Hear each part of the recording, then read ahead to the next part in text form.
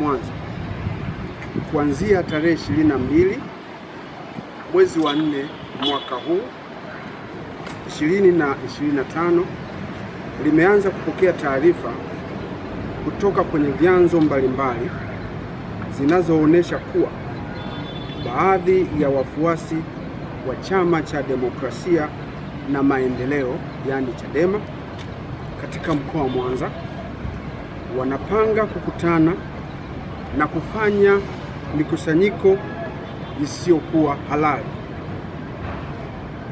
kwa lengo la kushinikiza kuachiliwa huru kwa Tundu Antipas Lissu ambaye ni mwenyekiti wa Chama cha Demokrasia na Maendeleo Chadema Taifa.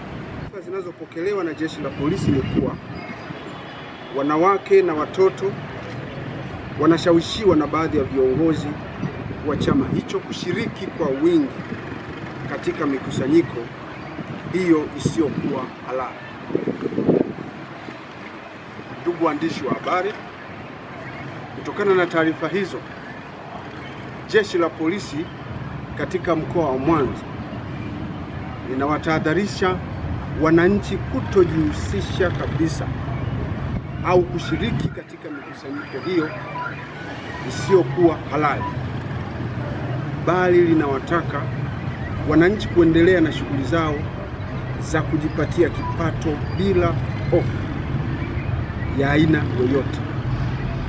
Na jeshi la polisi katika mkoa wa Mwanza limeimarisha doria za askari katika maeneo yote ili kuhakikisha kuwa wananchi hao wanaendelea kufanya kazi zao kwa usalama na amani, au kufanya vurugu au uvunjifu wowote wa amani.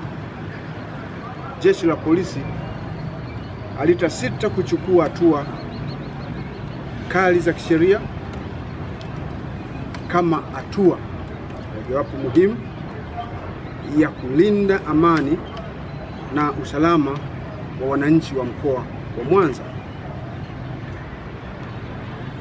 Pia jeshi la polisi katika mkoa wa Mwanza litachukua nafasi hii kuwakumbusha wananchi wote wa mkoa huu kutoa taarifa za mikusanyiko hiyo isiyokuwa halali au uvunjifu wowote wa amani mara moja utakaojitokeza katika maeneo wanayoishi, ili hatua stahiki za kisheria ziweze kuchukuliwa mara moja na jeshi la polisi.